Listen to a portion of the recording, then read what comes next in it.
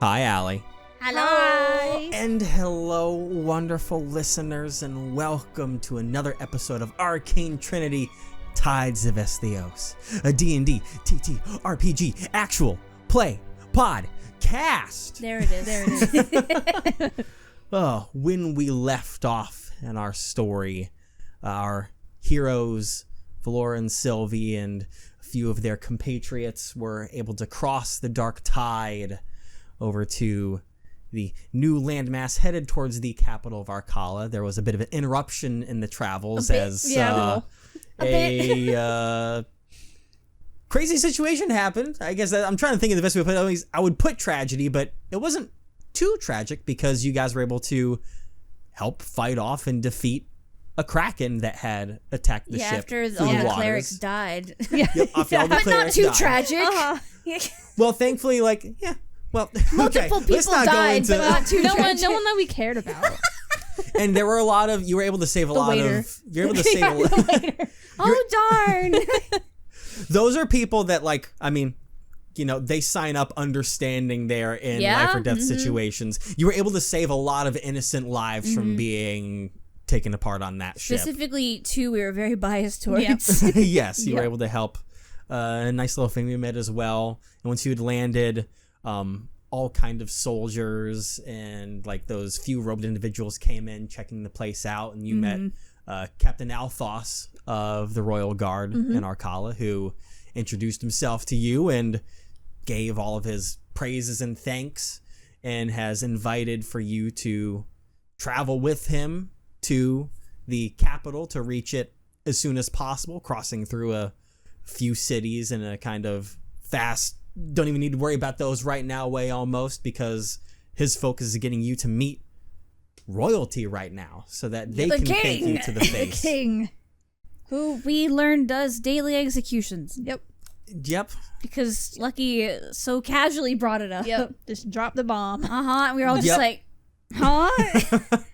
It's like that one GIF meme of that guy blinking. Yeah. Like, just like the double take blinking. Yes, that's what it was. Yeah, you guys are in the back of this, all you can really call it is this metal carriage of sorts, but it's this steel vehicle that you guys are in that the soldiers came in, assumingly from the capital when they caught word of the fact of such a situation happening.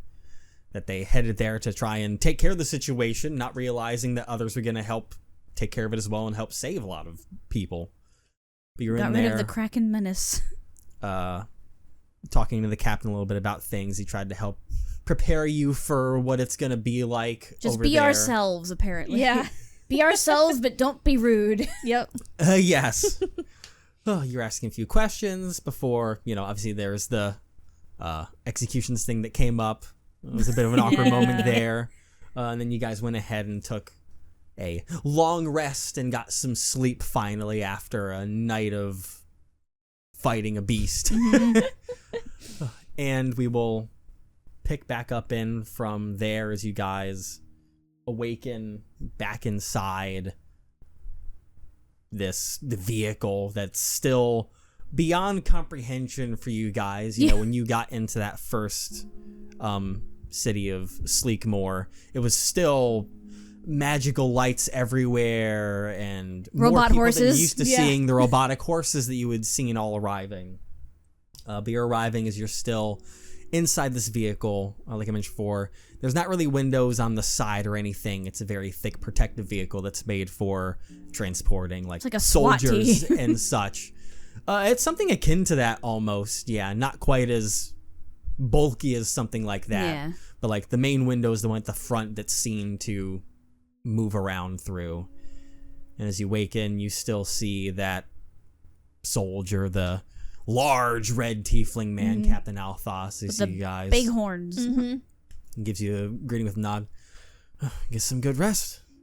Sylvie was using Valora's shoulder as a pillow Oh, the yeah. the That wasn't entire happening. time. That's Did right. not budge. she just wakes up and says, she doesn't move. Laura just kind of nods at him. Are we almost there? Yes, we're arriving at the city gates shortly, so we'll be there. momentarily. If there's anything else that you need to do or want to ask me, you can go ahead and do so now before we roll up into there. Sylvia reluctantly straightens out, leans Billy. Valora feels the absence of warmth on her shoulder. It's getting cold. She would probably just like nervously press the digitation herself again, just in case. Aww. And Valora too. And everybody else in the back. So we're not stinky for the king? Yeah. She's anxious right now. That's so funny. Mm-hmm. Just in case, the lingering smell of giant squid monster. Yeah. That's understandable. So just be ourselves and be polite. Yeah, just be normal. Be you. Be That's not all. well, I don't know about normal, but yeah. Do you think Alright. he'll compensate us? Oh, yeah, of course. Valora just They nods, probably like- both look at each other. Yeah. She looks at Sylvia and nods. So, anything else for you guys before you Nah. roll up into the city? I don't think so. We took a Alright. nap, we're good. We took a 6-hour nap. So, as you guys are sitting in the back of the vehicle, it comes to a stop for a moment, and even through these thick walls that you guys are in between, you can hear the sound of these gates opening outside. And once again, the windows are kind of limited, so you feel the vehicle jolt forward again. And after a few minutes, as you go in here, it's very bustling outside as you're crossing through. You can just hear murmurs of voices all over the place Oh, jeez. through these. And once again, it's kind of difficult to see out the front window at the moment to get a look at it because, Captain Althoth's kind of blocking half of it, and then there's the split that has like some of his soldiers up front that are leading the vehicle forward. But eventually you come to a stop again and emerge out from it as he opens up the door for you guys and greets you and says, "Welcome to Arkala." And he steps outside of the vehicle and holds the door open for you guys. Oops. And as you step through, sorry, I bashed my elbow on my Yeah, I desk over noticed. here I was like a like, Jesus professional Christ. over here. It sounded I'm painful. losing it. But you walk outside and are immediately greeted by this massive, sprawling, bustling city that's all around you. You look around and it goes on for miles off on the sides where God, you guys damn. are. As you look in one direction, you see this like large main road that you guys seem to come down through the vehicle. It has tons of people going through there. It seems that a lot of the businesses stick on that part, and you watch as the city kind of stretches out towards there into more residential and extra stuff from there. Where we're heading when we get paid. God, it's just more, and it's like just a greater level of culture shock Yeah. every time. Because first Doveport, and then what was the other one called that we were just in? Sleekmore. Yeah, Doveport, Yeah, Sleekmore, Sleekmore. and now this literal Now capital. Arkala, yeah. Not the Yeah, capital. large city with buildings that once again they tower above things that you were used to before, 3, 4, 5 stories tall on some of Christ, these there's things. not buildings like that. in And as where you're we're The from. most Sylvie has seen before is like 2 stories. and like it hits you guys as you walk outside of the carriage that like the atmosphere and the air is different. You're not smelling the farmlands that you're used to or anything close to that. Like it's No trees. all just different around you guys through this populated cityscape where all that nature smell you're used to is gone. And you see that main road that you guys had seemingly came across as you're in this kind of plaza center that's kind of raised up a bit about 10-15 feet from where that main road ends. And you guys are there and you see in the center of this area kind of, I guess for better or for worse as a way to call it, is kind of a stage of sorts. And you see a couple gentlemen cleaning up some leftover crimson that is left Oh my on God. the ground. Bro. When you said stage, for Yeah. better or for worse, I was like, well, Yeah, I was like, yep, there it is. yep. But as you see all that and take in that moment, you turn around from where this vehicle kind of parked, and you see this towering castle that you guys are in front of, standing Disney World. You would estimate a couple 100 feet in the air. Jesus. Made of this pure stone and marble that climbs up extremely high. It's smooth and well crafted. Another part of it that stands out to you is that off to the side of one of the peak towers that are attached to this castle, there is this small building that is floating off of the side of it. What? You see on the bottom this swirl, it's like the really slow spinning of arcane purple energy that is underneath it. And it's separated by about 30 or so feet from the top of one of those towers. And that is just sitting up there in stasis, floating above, just bare, like not even attached to the tower, just floating above and beside this castle up there. And Captain Althos kind of... Sylvia's staring at it. What is that? Laura points at it. Sylvia's staring. She's like, new magic stuff? What is it? Yeah, you point way up in the sky at that floating building. He goes, oh, that is the Arcane Apogee's keep. That's where he stays, his private quarters when he's not working. And when he is working, he spends a lot of his time up there too. How is it floating? That's all thanks to his magic prowess that he's built up over the years. That's crazy. Yeah. I want to be able to do that one day. And she looks at Valora. I want to have a floating house. You know, if you work hard enough, I'm sure you That probably would could be do awesome. it. It would be. Yeah, maybe you could. She's just like, you see the ideas running through her brain now. It takes a lot of sacrifices to get to that point, but you could. Then she looks a little bit concerned when he says sacrifices. Don't take that the wrong way. Not like Laura like looks not back like at the where thing like in- the execution Yeah. stage was. No.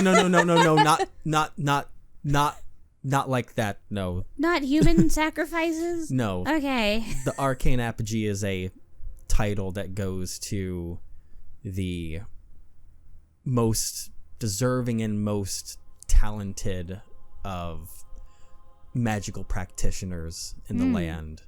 But as kind of a tradition from the original Arcane Apogee, if you reach that point, you forego any name, title, identity. All of that is kind of left in the wayside as you just kind of take on being the Arcane Apogee. You don't have a name, they don't have a gender, they don't have a history. They are now just the peak of magic of our society. Huh. Laura looks just concerned as she says, "That's interesting." So their name basically just becomes the Arcane Apogee? That's all they're referred to as, yes. Every inch of their appearance is covered by clothing or cloth of some kind. They have a mask on, and they are no longer referred to by race, gender, name, history. All of that is gone, and they are simply a figure of reverence in magical prowess and research. Huh. But people knew who they were before. It's not announced who becomes them. Like, It happens in secret. They were someone before. When someone just kind of disappears from their daily life, one would assume it was them. Maybe. I don't know the full intricacies of how they deal with when they forego of that past. There's a lot of gears turning in Sylvie's brain right now. Like she's thinking about something very specific. Mm-hmm. So do they ever retire?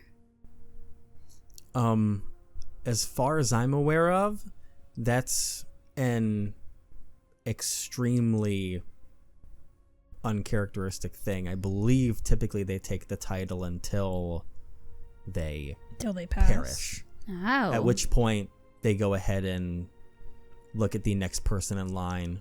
If you saw some of the similarly cloaked individuals that boarded the ship with my men, those are kind of their apprentices of sorts that follow around. They train underneath in trying to follow the line of which he studies to... Well, them. Sorry, apologies. Get your pronouns right. I'm so bad at things already. I'm messing everything up. Yep. Sorry, just put me on those stockades. Wait, over there and no. call me next. But, So, like, do they ever travel anywhere? what do you mean by travel? Do they ever go to other places? Like cities and even across the dark tide? Surely they can travel anywhere they want. Yes, they have any means of travel that they want. And they do all that for magical purposes? Research? It depends on if it's research, benefits, a lot of work for what they do, aside from helping expand the just magic around the area, is a focus on trying to figure out a way to deal with the dark tides.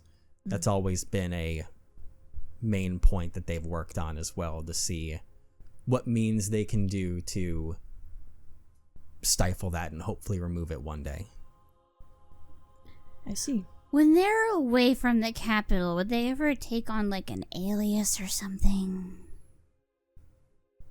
You're acting like I know a lot about what they do in the meantime. Listen, you're the only person I can ask right now. I mean, you're probably going to meet them very soon, so you can go ahead and ask them anything you want and see if they will give you an answer that They're you going are to be looking there for. with the king? Yeah, they are essentially I don't really want to say a right-hand person, but because they are viewed in high regard, they stand alongside the king and the princess and help make decisions for the land.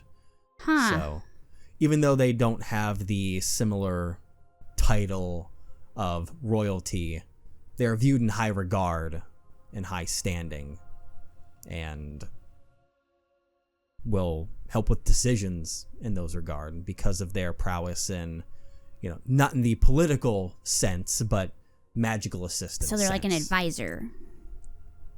A little bit. He has a right-hand advisor as well, the king. But the Arcane Apogee is seen as an entire different... Almost think of it as a different branch of sorts. You can call them the royalty of magic around here. Whoa.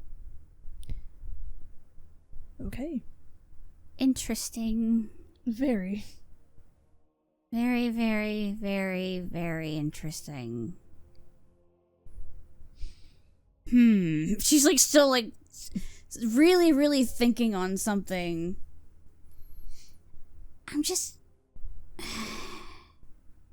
Here, go ahead and follow me, and you can stop wondering about so many things. Yeah, and, yeah. Are we gonna meet the princess too? Yeah, most likely. Is there a queen? Not anymore right now. I see. She perished many years ago due to health complications after giving birth to the princess. So, and since then, the king has decided not to remarry or rewed, and so once his time is up, then it'll be her time around. But Okay. yes, it was more of a decision on his part to not rewed, and so the princess stands in as a stead in her seat. I see. All right, follow me. And he goes ahead and puts his helmet back on and Lucky and Al and Millen are behind you guys. They're just kind of staring around at everything and just looking around at all the madness that's around you guys. But they kind of perk up a little bit and straighten themselves out and follow you guys as Captain Althos opens up these massive steel doors that are ornate that open up in the front of this castle that goes into like this. It's a very massive throne room that you guys walk inside here is the first room you go to. That ceiling is probably very high. It towers about half the height of what this building is. Oh my god! So it goes about 100 feet. Oh, Jesus. And as you're looking at the back, there's these large. Be looking up for days. There's these large stained glass windows that have that similar violet color scheme that you've seen on the soldiers and their crests before. Yeah, this room, it goes in about 200-300 feet in before you see this small rise of steps that go up about 5 or so feet, and you see these 3 large chairs that are up there. One of them right now is occupied by mouse. No, music, please. No, work with me. I just want to switch the atmosphere. Thank you, please. Thank you, please. Normally that's said in the opposite order. But I'm thinking it ahead of time to try and help it makes it happy.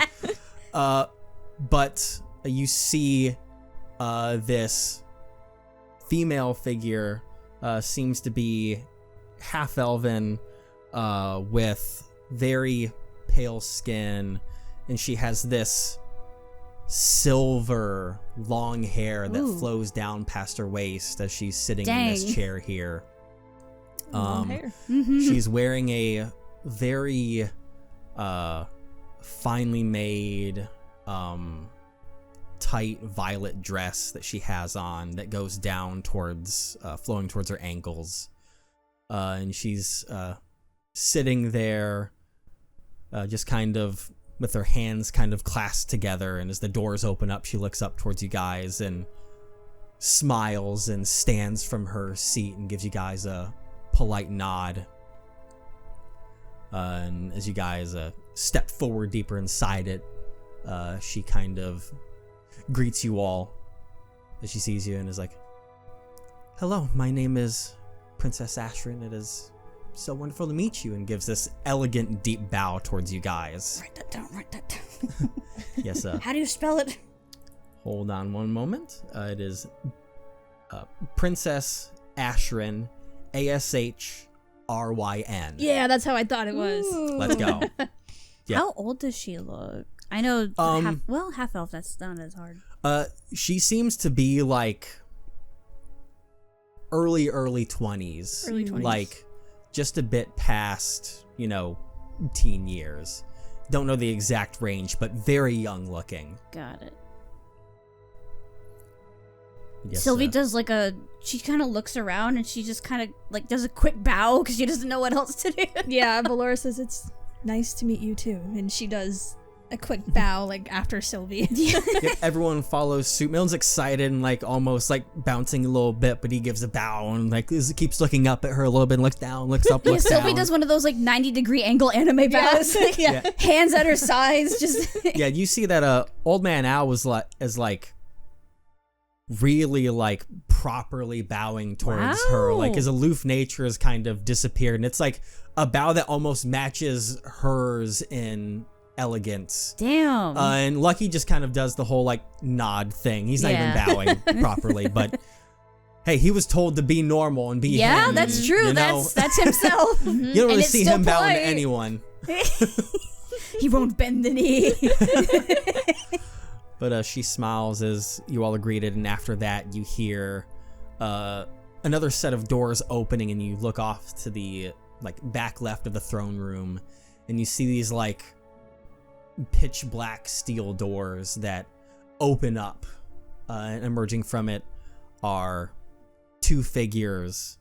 The first one that you see, they're standing fairly tall, probably about 6.5 feet tall. They have on those similar pale white robes like the other ones did. But instead of those violet vines that go down to like the cuffs and the base of the robes, theirs are golden and shimmering.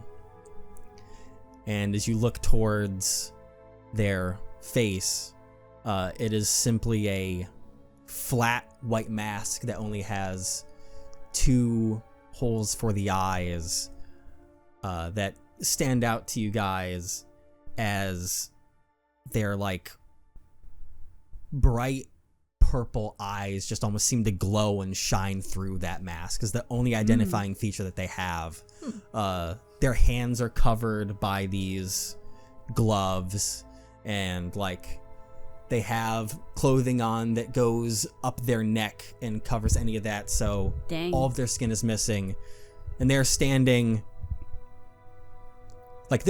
upright, and they're standing perfectly straight. They have this perfect posture as they stride forward towards you guys. And then beside them is an older elven man, straight silver hair that he has kept behind in a small ponytail. And he's got this kind of aging, decently kept, but not crazily trimmed like the Hunger banker Games had before. Oh, I thought you were talking like, about the Hunger Games. yeah, like not the Hunger Games where there's all kinds of designs in there. It's a typical beard, but it's very well kept. It's not messy or anything like that. And he has on this like fine violet and black suit that he has on, and is walking forward with the assistance of this black cane that clicks on the ground every single time that he steps forward, and takes the center seat in front of you guys and greets you. Hello, my name is King Elred Aethera. Do you need me to spell that for you? Yes, please. All right. It is Elred, E-L-R-E-D. Cool. He's thanks, And then thanks. Aethera, A-E-T-H-Y-R-A.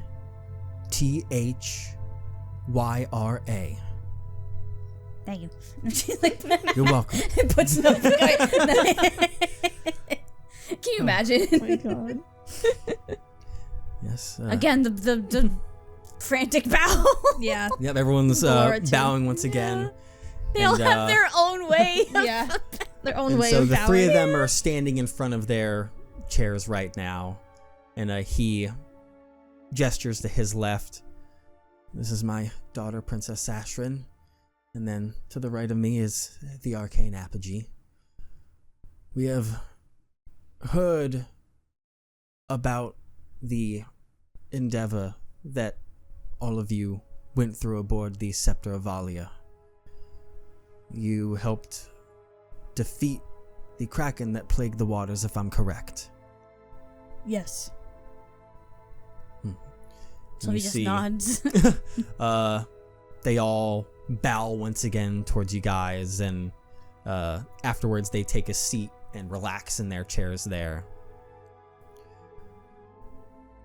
I could not thank you all enough for what you have done for the kingdoms and everyone that may attempt to travel the dark tides in the future. That is a beast that has plagued those waters for too long, quite frankly.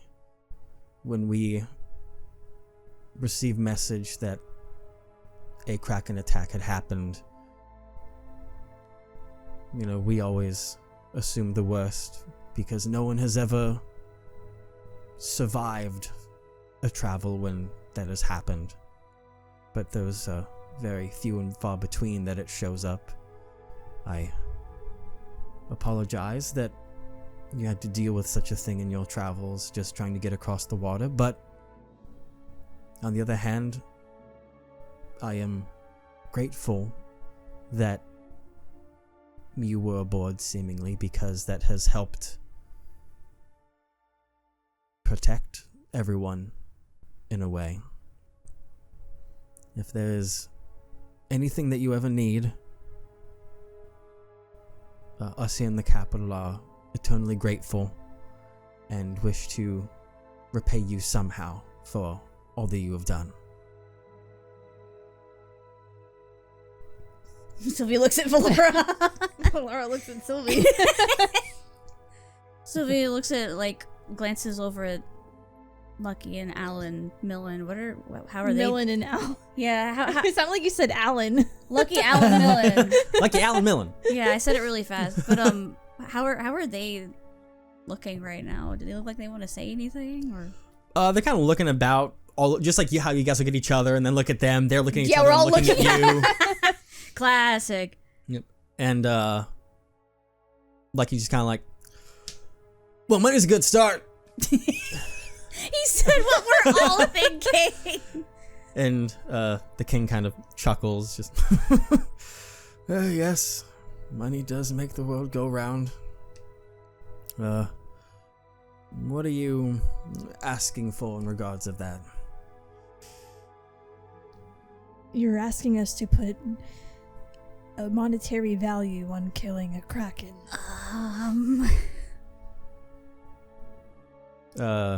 At this point, the Arcane Apogee speaks up. But first, they just raise their hand up.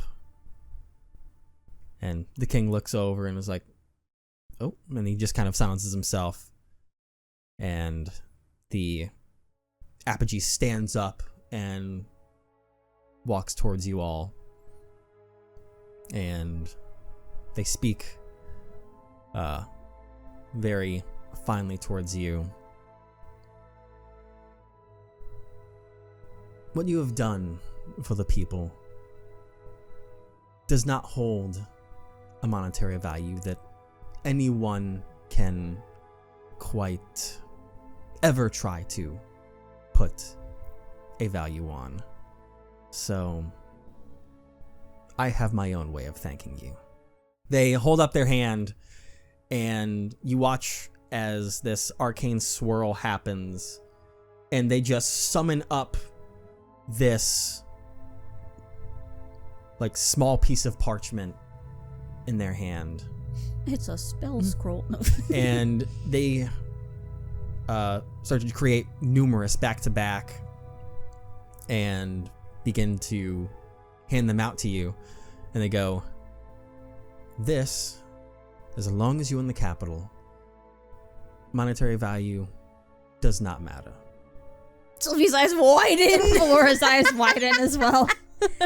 Show this to any business above the table, obviously, because I'm sure this will not work for more nefarious individuals, but businesses, inns, anywhere that you go, this is your payment. Just show them this, and money is not a worry while you're here in the capital of Arkala. That is my thanks to you. Sylvie like starts to buffer. Yeah. This is beyond her comprehension. Also, do I recognize this voice? You do not. Damn it. Okay. I'm like, this is a very important question I have to ask right now.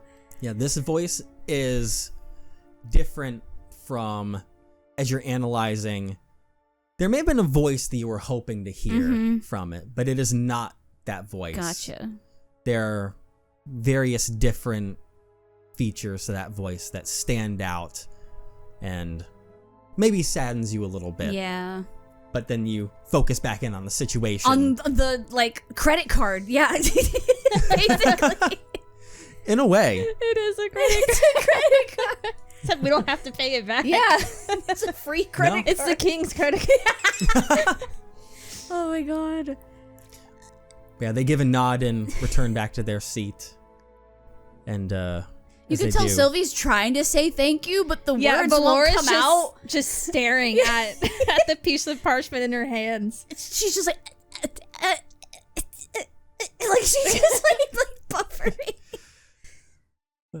So, as the apogee sits back down, the king speaks back up.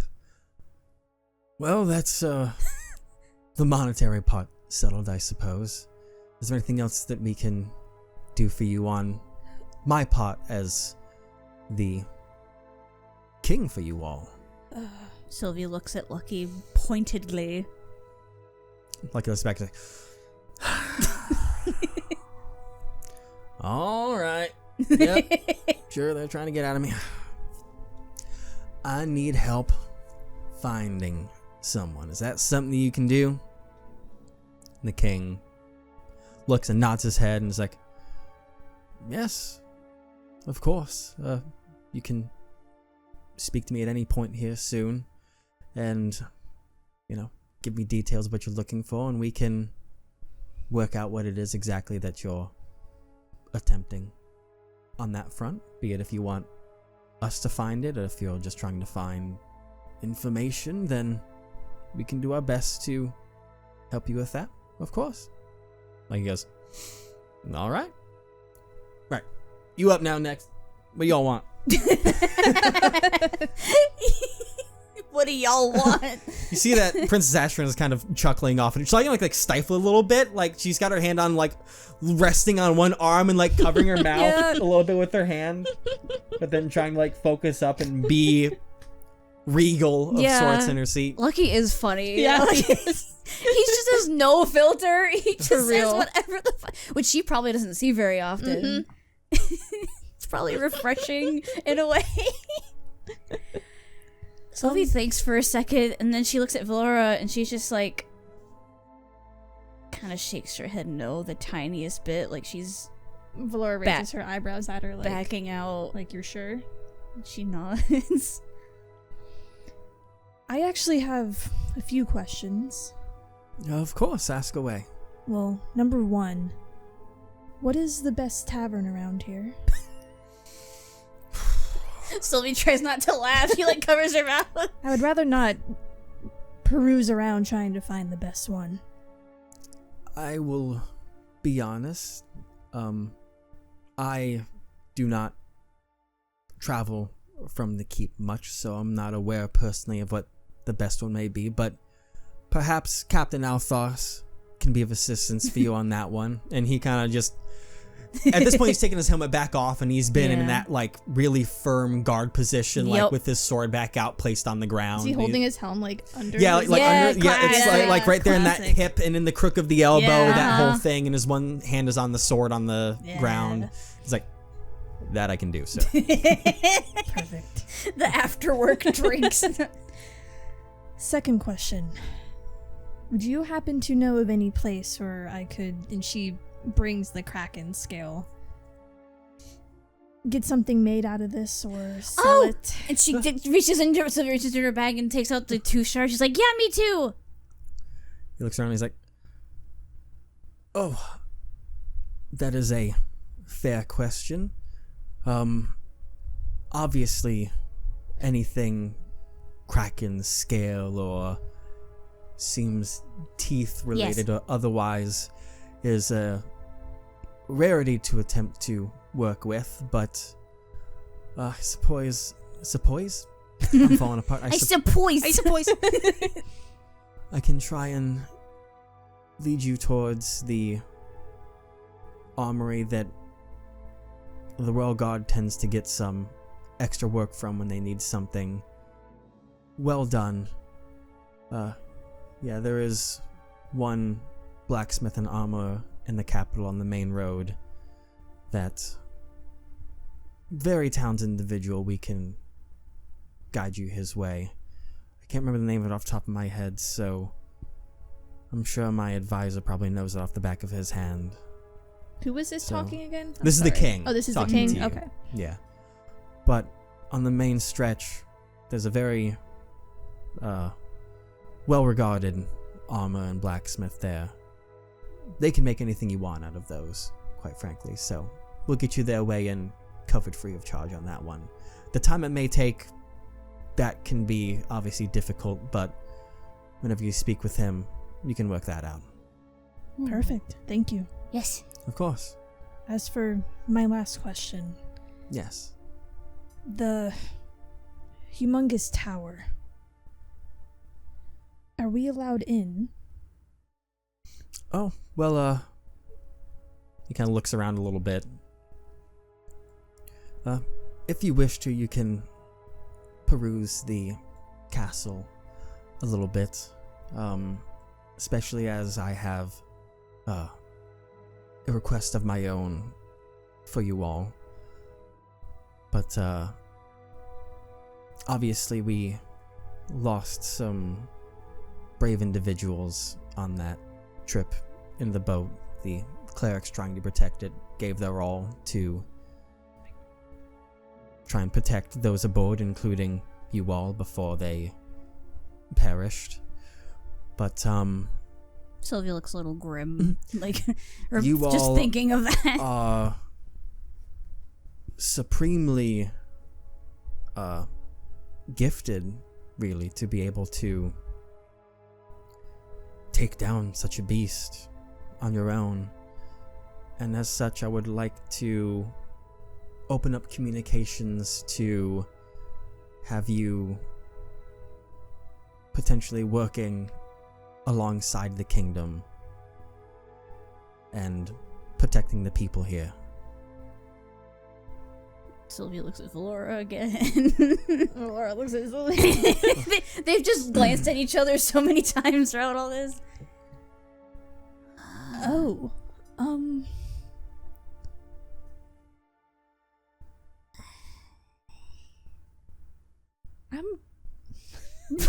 Laura's like buffering. Same, they both are. They've got the loading circle above their heads. Well, to be honest with you, I'm not really sure on how long we're planning to stay. After all, across the tides is our home.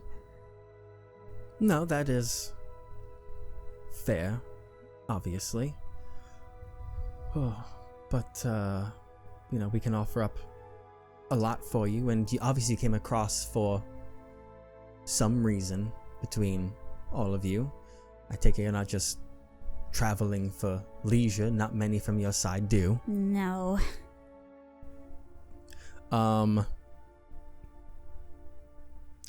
recall back, did you guys introduce yourselves? No. Only to the captain. Only to the Alphos. Yeah. Okay.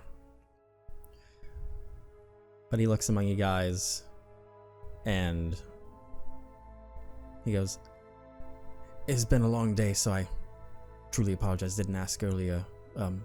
What are your names, if I may ask?" Oh! My name is Sylvie, Your Highness. Of course, it's an honor to meet you. Millen goes, "I'm Millen, hello!" Precious boy. He does a little wave, and he's like, "It's such a pleasure to meet you." Al walks up. Yes, I'm Alma the Wise, but everyone just calls me Al. And the king just kind of looks over quizzically and was like, "Right. Pleasure to meet you." And then looks over like he's like, tips his hat. "Lucky."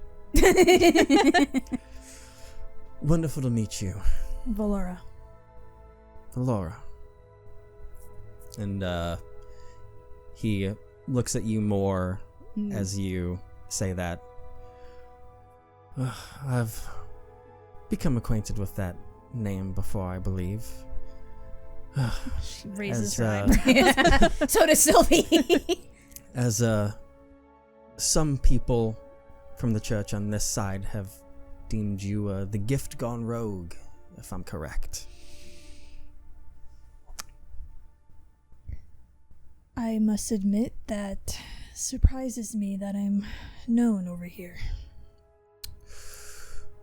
Well, to put it lightly, when you... I don't know the full story because, the church doesn't fully work alongside us in the same capacity. I don't know what happened, but all I know is that after you decided to abandon whatever job they gave you, they came to me and asked the kingdom to put out for your arrest on a royal capacity, which I refused because, quite frankly, if it's church dealings, we don't get involved in that. But I am aware that the church has been looking for you for quite some time. But I may have something that could pique your interest a bit. During this time that he's been talking, Valora has just kind of stiffened a little bit. So has Sylvia, just by extension. But when he says that he refused the church's request, she dips her head ever so little, but in respect towards that decision. And then she says, "What is it?" So, a decree that was made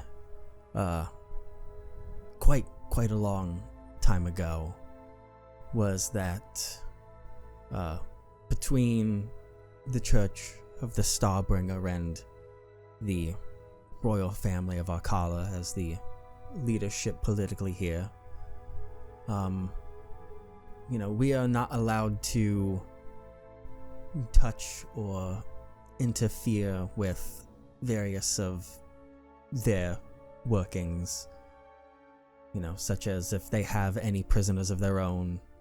We're not allowed to deal with that necessarily, can't touch our hands in their business, but likewise, they are not allowed to lay hands on our business, and that includes our knights. If you were to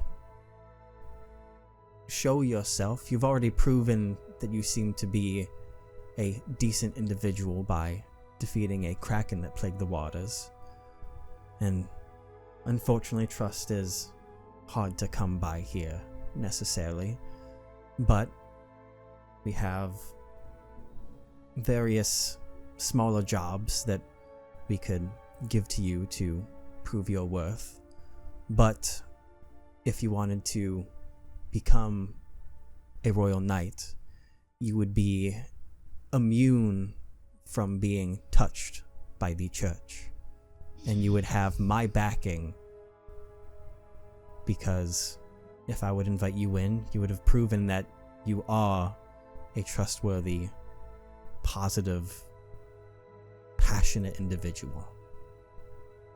And you would no longer be, can't necessarily say no longer wanted, but they no longer can do anything to you.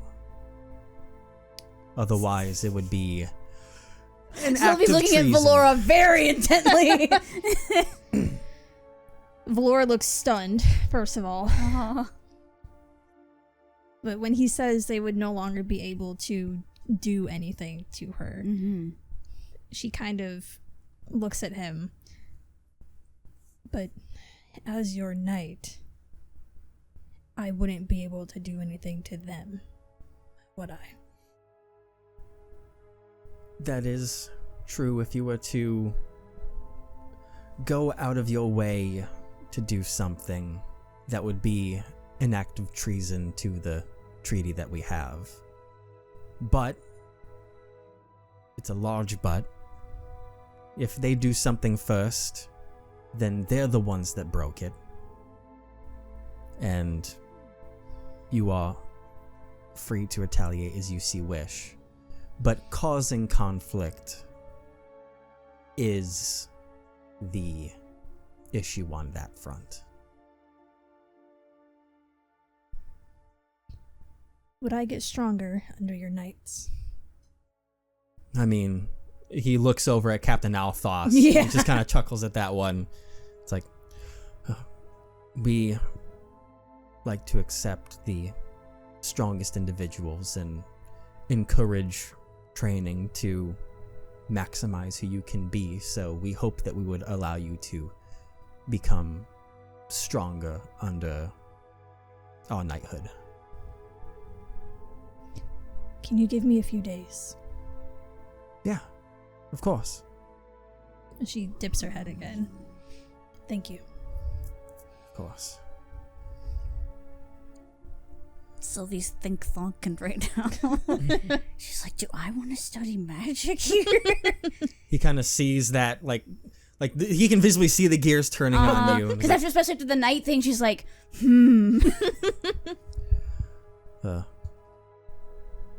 I see your brain is turning over there, Sylvie. Is there anything that you look forward to? I see that you're not really one of weapons. no, So not at all. are you a more magically inclined individual? I am a sorcerer, yes. That's wonderful. As you see, we pride ourselves on magic over here. It's amazing. Well, thank you, but it is all due to their studies, gesturing over towards the apogee. They're always looking for potential individuals to join the ranks, to maybe one day prove to be enough to step up and take the helm next when their time comes to an end. And you see that, the apogee, their head is just turned directly towards you. Just those glowing purple eyes staring directly into yours, almost piercing through you a little bit. Analyzing.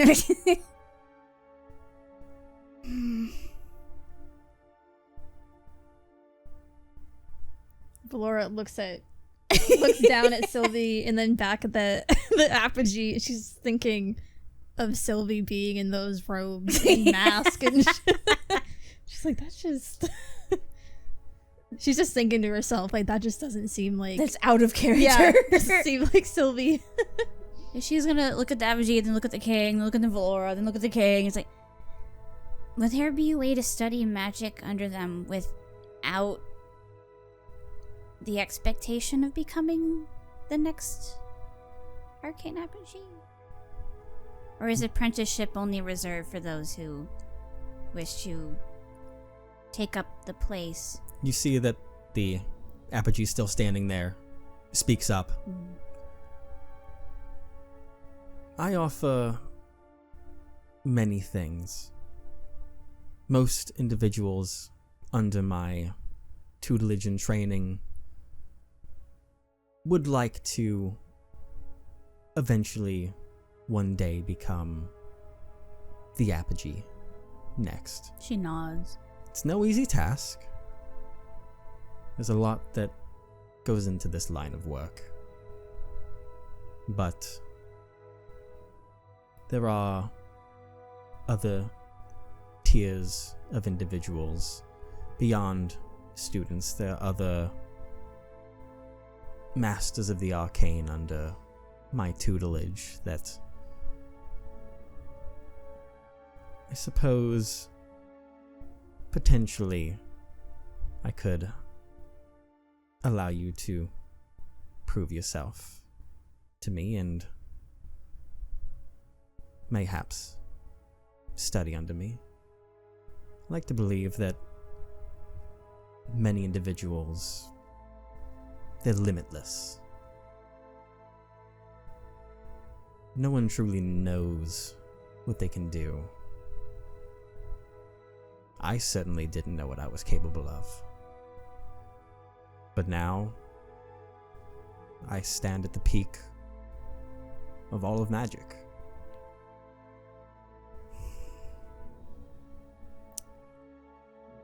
Can you give me a few days? That is fine. She uses Valora's exact words. Because it's just a lot to think about, That is understandable. I grew up on a farm. Valora looks down at Sylvie with just this slight fond smile on her face. This is a lot to take in. The possibility of this even being a possibility was not on my bingo card. That is Understandable. Life is mysterious in that way. No one knows what the future holds for them, but everything happens for a reason. So, I suppose you being here today, maybe that has a reason as well. And I would say, if you want to reach the peak, please don't squander it.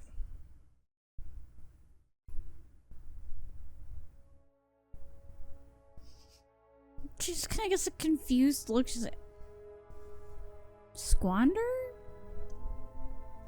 In other words, don't just let this go. Ah. The opportunity is yours, and if I'm speaking frankly here, initiative is a fine thing that I look for.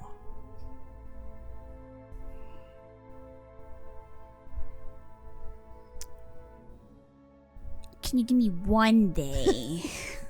Just to get acclimated to this place? This is, if I may, this is a bit of a shock to us. Yes. Arriving here, and it has also been a very long night for us. The first sleep that we got was on the way here. Yeah, as you're saying that, the princess stands up and she speaks and goes, "Yes, exactly, Father Apogee. They come from a much different place from here, and it's very difficult to just expect people to answer anything wisely given the shocking situation. So give them time." She looks back over towards you all. Sylvia looks like way more relieved now that someone is saying something. For now, if you may, go ahead and follow me. As my father mentioned, there are some small jobs that are available to help prove yourselves that are not time sensitive. So you can follow me and look at them. If you decide to try to do any one of them to prove yourselves, if you decide that you want to walk away, that's up to you. Because no matter what, on my behalf of them, we will always be forever grateful for what you were able to do with the Kraken. But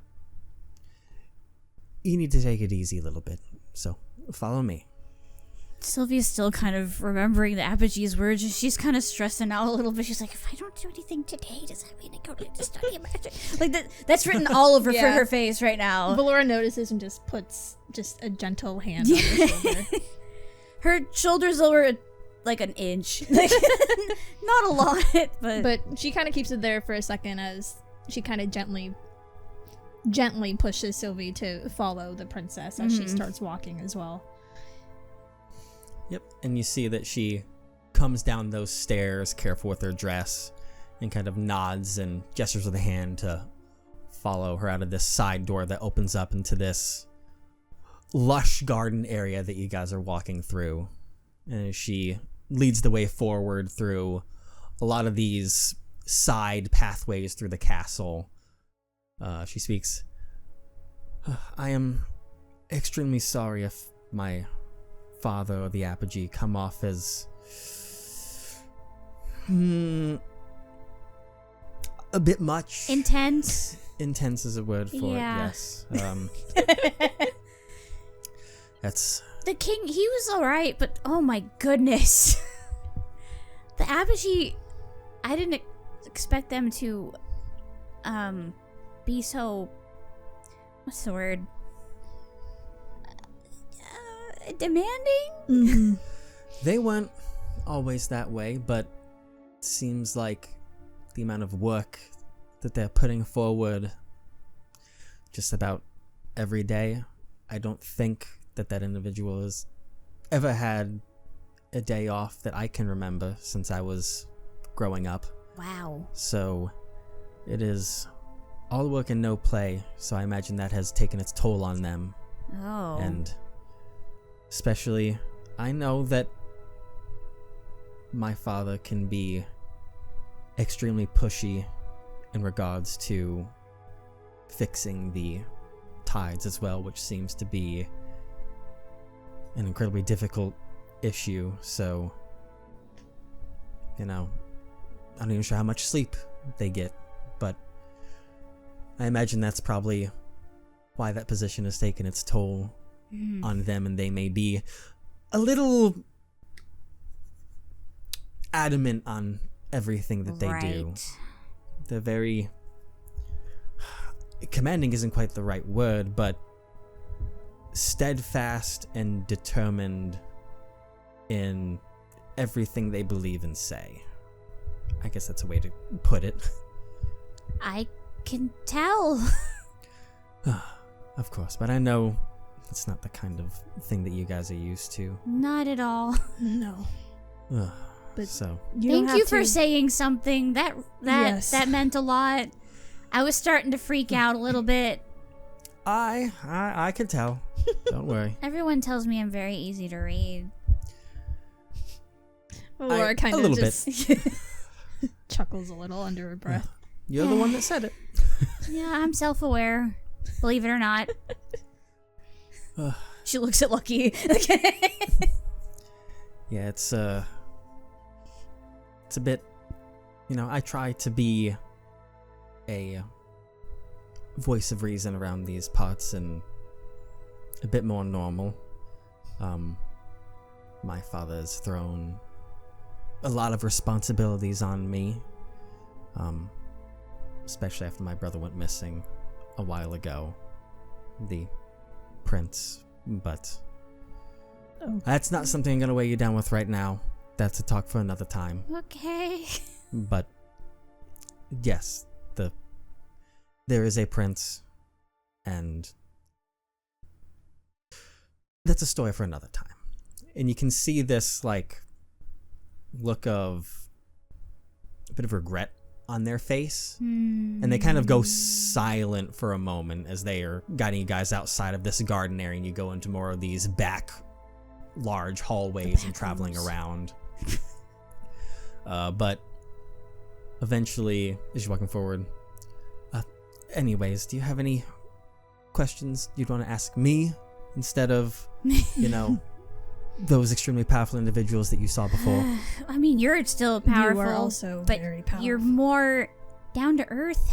I promise I'm a little bit more normal. I mean, a lot of that is because I was not seen as the next in line for quite some time. Oh. But That's a lot for of that was another thrown time. on me at once Right. another time. Yeah. But I was always the more lighthearted of the bunch. So I try and pride myself on that a little bit at least. You should. Thank you. But yeah, if you have any questions you'd like to ask me, I can answer as best as I can. Laura looks down at Sylvie and corks an eyebrow. She's thinking real hard.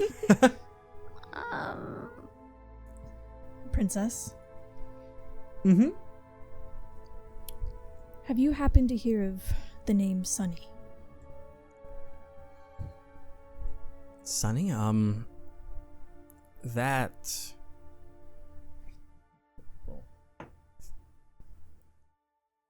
It does not sound too familiar to me. Can you describe this individual in any way? Fortunately, I cannot. Oh, I see. I apologize. I assume you're looking for someone under this name? Yes. Okay. Well, as my father had pointed out to your friend Lucky back there, he's kind of taking the tail end back over Yeah. there, and she points over towards him.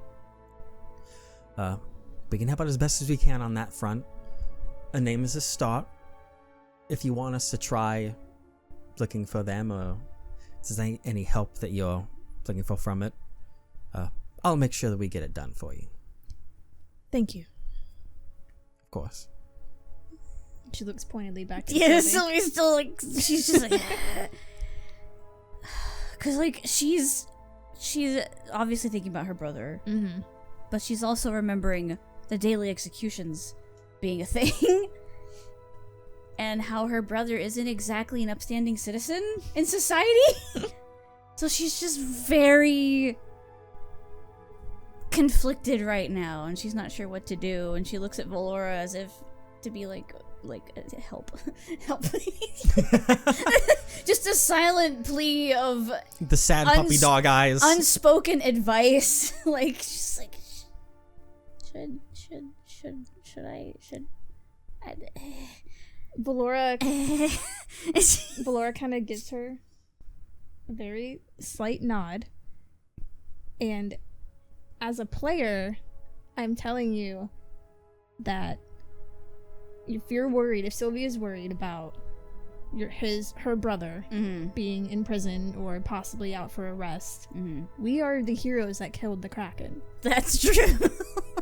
Even if he is in jail for some reason or another, or is arrested or anything, you could probably get him out. Because they said they would most likely do anything for us.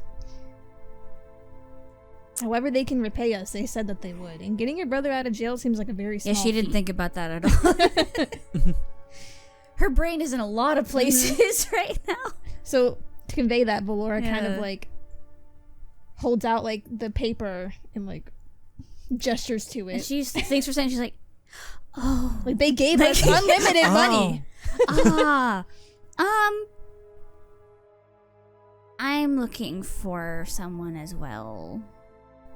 Okay. Yeah. Do you have a name? Maybe even a description? Sylvarin? He's my brother. He looks very similar to me. How good's your history? She ponders for a moment and is thinking back. Sylvarin, can you describe them? She takes out, like, instead of describing, she takes out like one of her like notebooks that she just writes stuff down in, and she does like a little sketch of him and just holds it out. She looks at it as she like stops from guiding guess for a moment, looks at it. I haven't seen him in like a year. This is what he looked like the last time I saw him. Yeah, she looks at it, cocks her head a little bit. About 6 feet tall. She goes, unfortunately I can't say so, but we do have the description and name now. If you're looking for them, we can help in whatever means. I can ask to see if, any of my men know that name, or, put out posters of some kind, or if you want resources. I'm just worried he might be in some sort of trouble. I mean, where we're going, I can check paperwork quick to see if you're worried about imprisonment. I can check the records there to see if there was anything on that front. That would be nice. But the name doesn't ring a bell, and the face doesn't ring a bell. So she kind of looks out one of the windows for a moment and says, if you're worried about a certain thing, I don't believe you have to be worried about that right now. And she kind of looks back into the whole like, you've heard by now. Yeah. Of the things. Yeah. Yeah. On the way here. Why do you all do that? To be quite honest with you, even that I am not fully aware of. I have fought my father on it. Though I wouldn't even say a handful, because it's been so many more than that. But no matter how many times I go crazy on it of why do you feel the need to do this, especially because beforehand it used to not be like that. It used to be they had these apparently long before I was born, once a month, and then it was once a week, and then it turned into once a day, and I keep going, why? But you just keep saying one day he'll be able to tell me, but for right now, it's not my time yet. Strange. And so, yeah, you're telling me, but I guess it's one of those royal secrets of sorts, but he feels it's a necessity, apparently, to him to do these. You don't think it's like some weird, like, underground type of, like, sacrifice deal, like, disguised as executions? Because I've heard of things like that happening. Yeah, there's always tales of things like that. I don't know. It could be. I would like to believe he wouldn't be doing something like that. Because if that's the case, then what are you doing it for? What if it's an effort to clear out the dark tide? What if there's some being out there that says, hey, if you can give me souls on a daily basis, one day I could get rid of that problem for you and you can go across. She thinks on that for a bit. Is that worth it, though? I mean, it doesn't... Why would it... I mean, I obviously can't say no to that. It's just a theory based on what little I know about your dad. No, I appreciate it. I don't think that kind of thing has ever crossed my mind. I'm very creative. I'm glad, but yeah, it's like... I mean, not to try and poke holes in it, but if that's the thing that's going on, why would my father be pushing the apogee so hard to try and fix the dark tide if that's the thing that he was doing it for? A guise, perhaps? A front? It could be a number of things. I don't know, because... I'm not trying to like put suspicion on the king or anything like that. And she like kind of freaks out, like seeing the Valora kind of like speaks up, like it's just I get into thinking mode and I start theorizing and make crazy theories and see if I'm not taking any offense to it, because as I've said, I don't agree with the executions either. I've had numerous, negative thoughts cross my mind because it's not exactly, at a daily point, it doesn't seem like it's something that you can begin to truly excuse. And if I could find a way to put an end to it, then I would. But I'll also say that while I'm not in the loop, I am aware of the fact that the apogee is. They work together on a lot of things, so, whatever's going on, it's definitely not a front on the Apogee's research.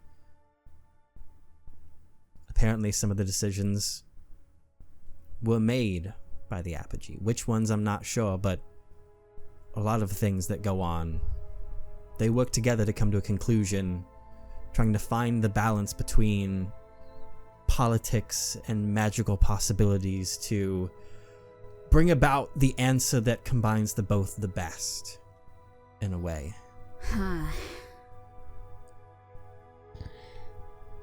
This question in my mind has been bugging me since we learned of the executions.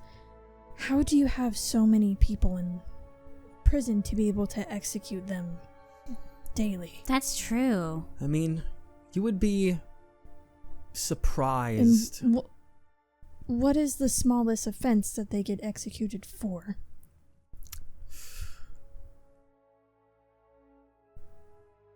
I'll just say, you don't want the answer to that question because you already know the answer to that question. It's why I have spoken up so many times. You would think by now that people would get the gist of it, but Arkala has a pretty steady underbelly of sorts to it. There also seems to be some kind of as we've discovered from some people, a rebel group that are around. We don't know what it is that they are planning exactly, but we found numerous of them. Stop the daily executions. I imagine that's probably part of the reason why they want to do some of this. There's also, I'm sure, because we've had prisoners that have come from your side before, where, you know, a lot of people believe that the king, my father, is behind the tide in the first place, and that he's the one putting it down, trying to separate things. And so there are a lot of people that, while I don't believe that's the case, it's easier for a lot of people when there's a problem, if the solution isn't apparent or the reason isn't apparent, they find the highest position to put their plights on, which obvious is my father. So even though I don't believe that to be the case, many people, because my father seems to keep the situation of that so under wraps, it's at the point where I understand with my sympathy why people would be like, he's the one behind this, he's maybe even the one doing this. I can't say I blame them for having that thought, given the fact that because of it, we've seemingly just mostly disregarded your people across the water. But because of that, there are a lot of people that don't like my father being in charge. And so, with those numbers, we've found numerous of them. There are many that have attempted to poorly smite my father. We've tried to question them. Don't get much out of them. And then they kind of find a fast lane to that block, if you will. Right. But, you know, there's still a lot of crime out there, as you may unfortunately see when you step foot in there, but thankfully you are strong individuals if you've taken down the Kraken. I think you can handle petty thieves out there on the streets. Thieves, bandits, any of that stuff. So follow me though, because she starts walking towards this door. The door is open, and like you hear rustling of papers inside, and as you go inside, it's this office room of sorts. That the desk, it's got papers that are stacks upon stacks upon stacks of it everywhere, and you see this gentleman that is currently right now staring at what's essentially one of those cork boards before. There's a lot of there's pictures, there's the full map of Esthios there of both islands and all the cities and everything. There's red lines going everywhere. There's pictures of faces. There's sheets that have descriptions and words upon words, essays seemingly on all of them. They just kind of staying in front of him. He's got that pose right now where his hands are clasped behind his back, and he's got on this like really regal black with purple trim like military uniform. This individual, their head is shaved, but you see just scars upon scars upon scars all over the back of their head, and they turn around and you see that one of their eyes is missing and just permanently closed with only one eye open. It's a very pale elven man with pointed ears in this uniform, and as I said, covered in scars all over on every part that's not covered by clothing. Even his hands, some of them are small, some are deep. And he looks over at you guys, and he goes, so these are the heroes who slayed the Kraken, huh? Hello. Somebody does like a little wave. Hey. All right. So, kind of been briefed a bit on everything the king wants from you. I've heard that because of your strength, you know, he wants to add you the numbers, and hey, quite frankly, if you did that, fucking kudos to you. All right. But because of trust issues. The king doesn't let anyone too close to him due to, bad people out there. I'm sure you get it. But Sylvie nods. Valor does too. They're both just nodding. we have a number of jobs that are not priorities to the Royal Guard that are just kind of sitting on the back burner, if you will, that if you decide to take them up can get you in good graces with the king to get even more things than you can wish for. Sylvie looks down at the paper she's still holding. She's like, more? So, let me go over a couple things for you. We got 3 jobs we can really give to you guys. You can pick one if you decide to do it. They're not time sensitive, so don't worry about being like, oh, I gotta go get that done or anything. You know, as long as you handle these things within a week, I see no problem with it. Okay. So, All right. the first one we have, this one's a bit of a rough one. It's there's been a outbreak of seeming serial killings around the city. Seems to be non-discriminate to us, but that's where we need an investigation team to see if we can figure something out to try and track down this individual that's behind killing all these people. So we have a couple crime scenes that you'll be able to check out to investigate that if you want to follow that one. Whoa. All right. Another one that we have, CSI. there is a farmer outside the city gates of Arkala. Sylvie perks up at the word farmer. My people. He's requesting a bit of help because his farmhands seem to be going missing. We've said maybe they're just not coming back to work. He's like, no, they're just disappearing. So that's another thing to investigate out there. A farmer that is losing employees apparently. And then the final one, it's a bit of an escort job. It's a high profile individual that he's looking just for security escort as he makes his way back home to Zephyra, the neighboring city. So it'd just be a simple job of guarding him across over to the city, and then you come on back. Like I said, he's like a nobleman. I wouldn't even say noble, just rich folk. Whoa. Kind of just Aristocrat. Aristocrat's a good word for him, yeah. You know, just someone that, because you never know if someone may want to try and, stick him up, gut him like a pig, take his money. Look for someone to guard him as he goes back home since he's done with some business over here. All right. So, if you guys want to follow any of those, we've got extra details here, and you can take them as need be.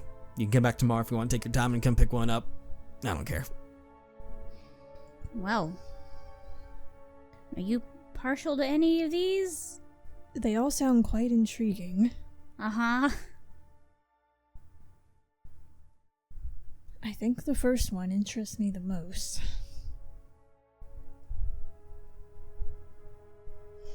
What about you? Yeah. Having to track down and catch a serial killer sounds, Not catch. We're just looking for, we need people to go investigate and see if they can figure something out. I mean, if you want to go for it, then by all means go above and beyond on the assignment, but we're just looking to investigate, see if we can track down who the individual is first. Oh, so just identifying them? Yeah, so if you get any clues, you can come back to us so that we can potentially get more people involved if need be. It's just that... Oh, so it's not as difficult. They just want more information. Oh, As I've said, I thought it was the whole... No, it's just the fact that we have a lot of individuals right now, or a lot of individual tasks. A lot of people are busy right now. These are the jobs that are kind of free at the moment that aren't super time sensitive. Time sensitive is a Kraken attacked a ship right, and that sent, a fleet of people towards you. But, in order of priority, these are ones that haven't been touched on yet. More recent things, who gives a shit about no one crossing across? I mean, it's an easy one to do, but hey, I mean, if you want to, it'll stand out better if you go try and do you don't even have to, just trying to investigate serial killer thing that stands out, that shows some chutzpah on you, all right? And if you want to go for it, be my fucking guest, but you don't have to. Just help him start the investigation process so that we can get the next steps going. I'm down for that. It'll allow us to explore the city some more. Yeah? She kind of like whispers a little bit loudly, but not too. I really want to go shopping. Like really bad, Laura. I know, I do too. Okay, glad we're on the same page. Mm-hmm. You said that this just needs to be done in a week? Like, you've got time. The sooner that you pick it up, the better it would be. But well, if we pick as I'm it saying, up now, then we would have to immediately have something to you by no, a like, week? well, no, if you decide to tell me you want to do one of these jobs, right? You have time to take care of it if you got other things going on. But the sooner you do it, mucho apreciado, if you know what I'm saying. Sure. I don't speak that language. It's not on my sheet. Yep. Yeah. Yeah. I think we'll take the first one. All right. Pleasure doing business. And he sticks out his hand towards you guys. Laura shakes it heartily. Sylvia's is probably a lot smaller than his. Name's Lieutenant Zoran, so you'll be answering to me on that one. I am also the right-hand advisor to the king. Pleasure to meet you. So you're the non-magical advisor. That's right. He comes to me for a lot of mishmash. Like tactical stuff and... Tactical, all kinds of stuff. Ooh. Fancy. Yeah, I've been through the thick of it, so I've earned trust with him. I see that. Yeah. All right. Y'all, take it easy. She does like a little salute. And you see he turns back around and is focusing on that board of the map and looking at that. Seems like whatever he's working on right now is focused on whatever's on that board for the most part. Can I take a glance at that board? That's exactly what I was about to say. Just Go see if ahead. anything pops out to me. Go ahead and make perception checks.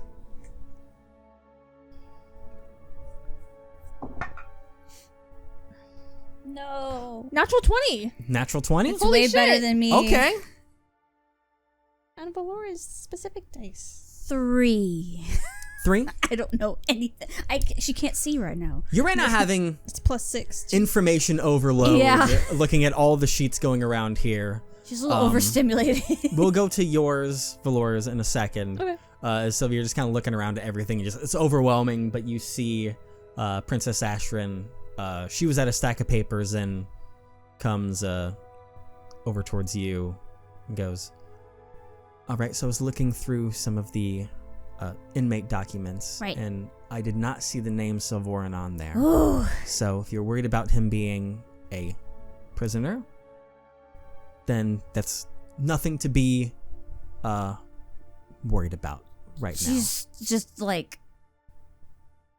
super relieved. She looks like she almost wants to like try and Aw. sit down somewhere, but she's not going to. But, if you decide to, you can talk to me or the lieutenant over here, or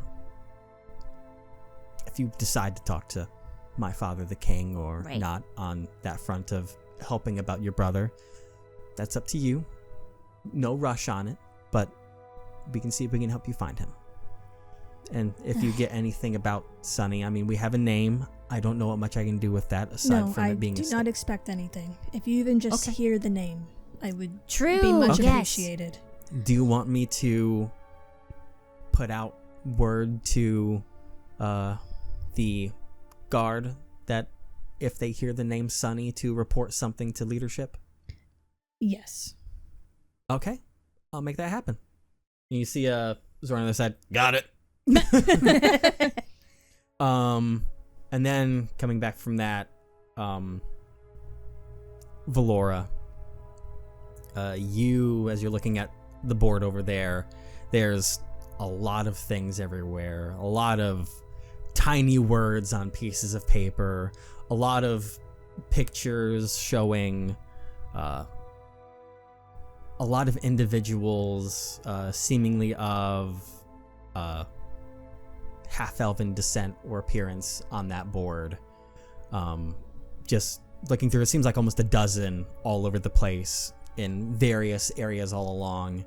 And as you're looking at the board, it stands out to you because you see a rough drawing of the individual that was in the hemp robes that you saw at the festival. Shit. Ooh. Flora stares at it for a second. Tunnel vision. And she just kind of, not even like kind of consciously, but she just kind of walks over right next to the lieutenant and stares at that picture. Hey, I've seen this man. And she points at the drawing. He turns over to you, raised eyebrow. He's like, have you? I have the same hemp robes and everything. What about it? I saw him back over the tides. We're aware. You're aware. Mm-hmm. Who is he? Can't talk about that right now. Oh, okay. She looks disappointed. Tell you what. You get one of those jobs done, maybe we got room to talk. Ooh. Sylvie said- Sylvie looks a little hype now. She loves this like Yeah, like a espionage. little like grin tugs at the corner of Valora's mouth because she is like convinced that this man is doing something. Like she Yeah. had Midnight follow him, like everything. Like, But then he just kind of walked away, like yeah, he just down walked, the road. He just walked away. Like what?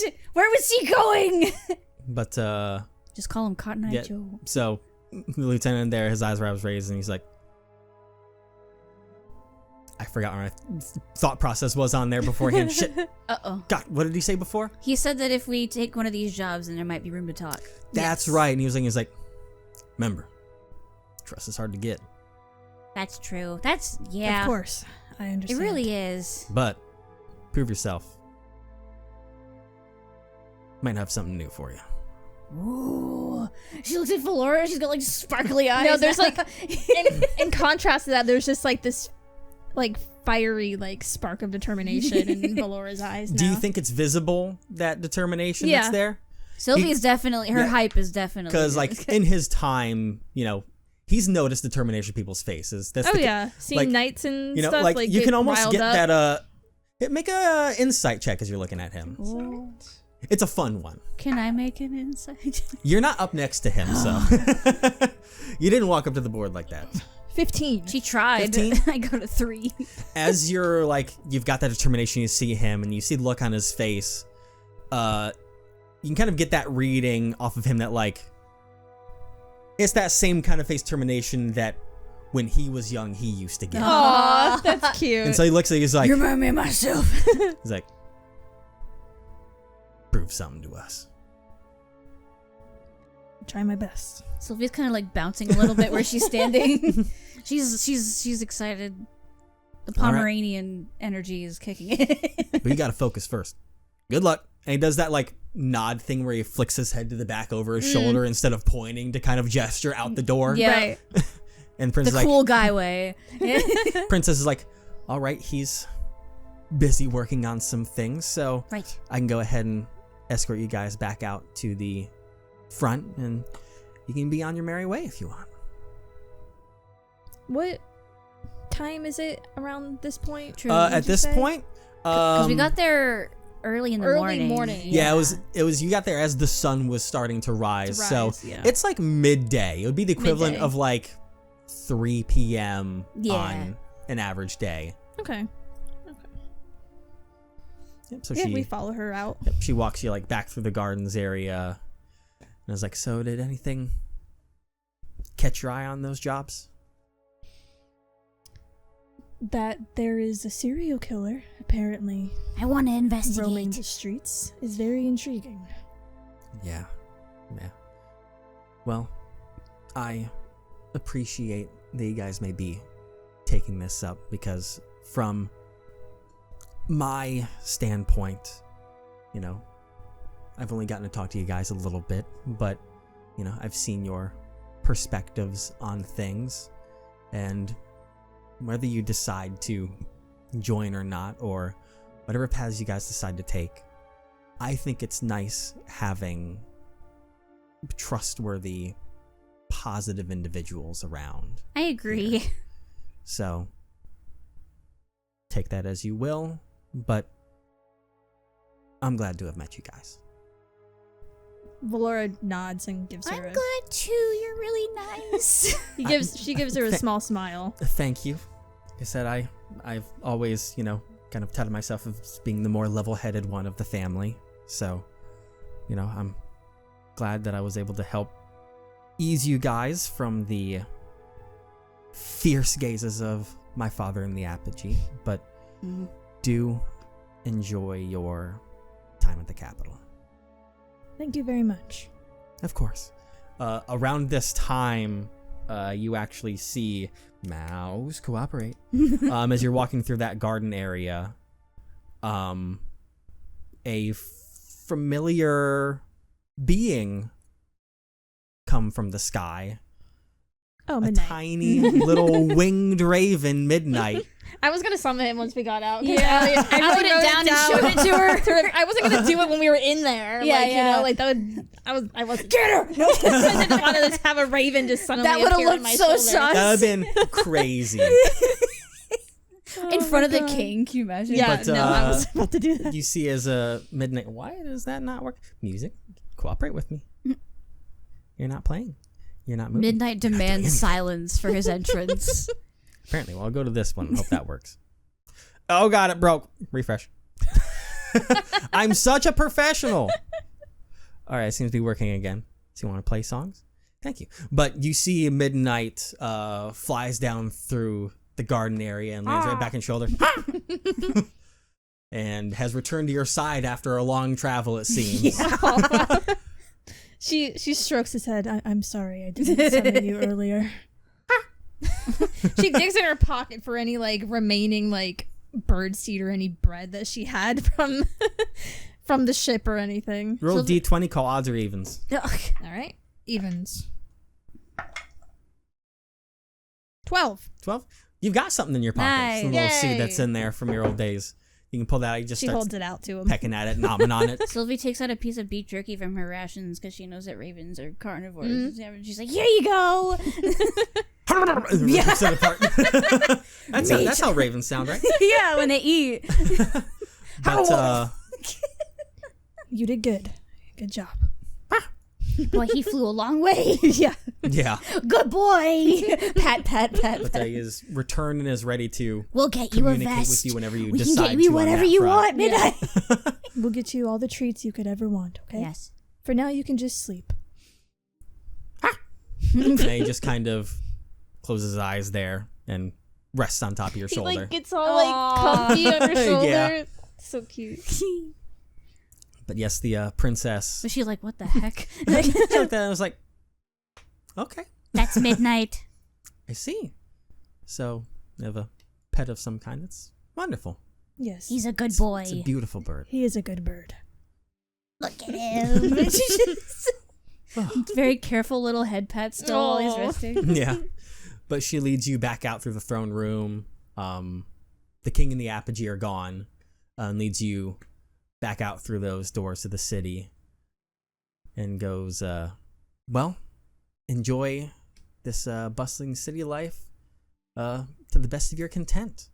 The inn that we'll put you up in is right down there on the main strip. So you'll be able to find it easy. So enjoy your time here, please. Thank you. Thank you, your Majesty, Highness, Princess. You can just call me Ashrin if you want. Thank you. Of course. I'm not one for formalities and I can't remember the other name for it. It's not. Is it Ponterifics? Honorifics. Honorifics. Okay. Honorifics. right? Yes. That's Honorifics. honorifics. What's ponorifics again? I don't know. I've never even heard of that. I've never heard that word. Did you just make that up? I may have just made it up. Who knows? knows? It's a word now. It's a word now. That's going to come up 10 sessions from now, so get ready for that one. But now you're outside in the city, and as you do, like she's just kind of looking around. Sylvie turns around and she waves. She's like, "Bye, Ash. Oh my gosh. Farewell, Sylvie. Hopefully I see you soon. Have a good day." You too. And So it begins. Valora just kind of waves at the her. doors into Listen, the keep closed. no one is safe from nicknames. If she likes you, if she's not scared of you, Well, she except will for give you a Valora. nickname. Well, she doesn't think Valora would like a nickname. Maybe she would. You never know. She's hard to read. Yeah. That she is on purpose. Yeah, like But, a rock. As you go out, you see that like Lucky and Millen's bouncing, looking at the city, so excited to go over he can. You guys are looking out, and Old Man Owl goes to you, Sylvie. He's like, "Oh, hey Sylvie, Yes, I think I dropped my staff. Can you help me find it? I think it's over there somewhere." you dropped it. Yeah. Why? How? Why? He's talking to you quietly, and his staff is on his back. But I don't hear him. Like he's like kind of like he moved to the side and tugged on her sleeve and is like, "Hey, can you help me find my staff?" Over So I here. don't hear him. 'Cause Cause I'm next to Sylvie. I'd say you and we can were roll talking. perception to see if you're able to hear it. or does not. Al know message? I'm just wondering if he's like I don't think he's whispering or thinking about not. it. Like, He is whispering. Oh. Like I may have said it a little loud, but he is trying to. Oh, okay. He's white. I didn't know he was whispering. 17. 17. Let me roll for Stealth. his little stealth. Oh, Whoa, God. no! Where'd it go? Oh, where'd it go? It's right under the chair. His D20, it yeeted itself off of Threw your itself off of the desk. thing.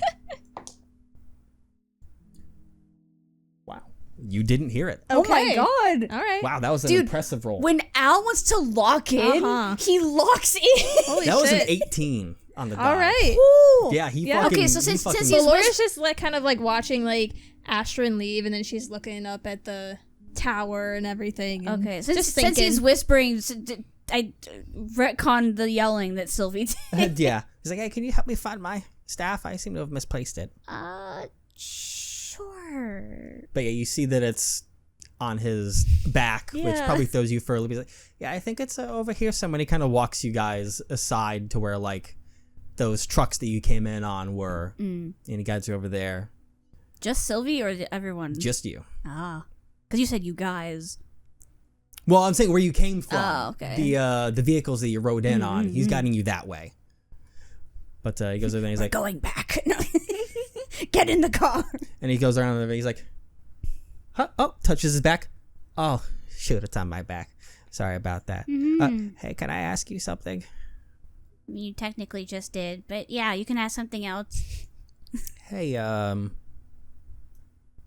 back on the boat, how did you fix that? Fix what? When your skin changed, when you turned blue. I've been around the block a few times. I've seen wild magic before. That takes some pretty hefty magic to fix. And you just did it. She just kind of shrugs. Not making eye contact.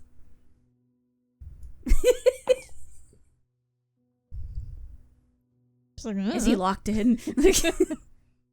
Also, why did you need a torch in the mansion? What? I told you, it was a spirit of adventure, you know? You gotta, it's a prop. Okay. There is a hint of genuine, like, fear / panic in her eyes right now. At this line of questioning.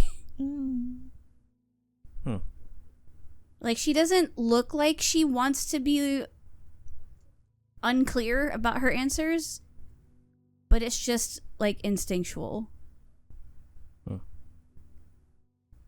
Okay. Just wanted to ask. Let's go back. And then he starts strolling back towards wait. What? I do want to tell you all someday soon. Okay. All right. You'll know when it happens. Okay. Well, hey, let's get back to them before they start worrying about you. Yeah. Let's go. She's kind of fidgeting with her dress sleeves a little bit as they're walking back. She's just like, fuck. Nani? And Now it's after your that, turn to say nani. so the strange conversation there happens. Sylvie and Al serious return Al. to the group, Mm-hmm. and Sylvie looks a little bit distressed returning to the group. But you look out and see the expansive city in front of you guys. That is your playground. And we'll end the session there. With prepaid credit card. Let's go. Oh man. Ready to line up some legendary magic items. Well, you know, there's limits for everything. What? No.